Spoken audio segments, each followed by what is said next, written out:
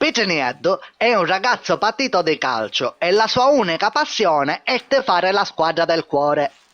Nel tempo questa passione lo ha fatto ammalare di tifosaggine e come tutti sapete questa malattia induce a fare cose che a una persona normale non ci passa manco poci di veddo. Incubi pomeridiani. Struna! Che fai, Struna? Invece del caffè ti pigli te a tipo hooligans. Il telero, ale, ale. Priaru guaidaline. Insomma, cose strane. Peceniaddo era così tifoso che collezionava tanti gadget. O cuscino, o roaggio, o cappelluzzo, a magliettina, so cosa doaco. Perché lui, come si dice in questi casi, era un tifoso in pietra.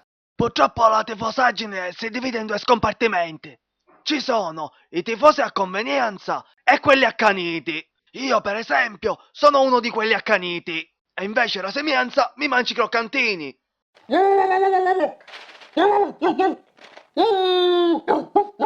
Un giorno, mentre si stava tagliando la partita più importante della stagione, il televisore lo ha lasciato in 16 e sta sotto a coipo. Il ragazzo, che era laureato in elettricista, ha capito che poteva esserci un problema di spina. Sì, la scarpetta!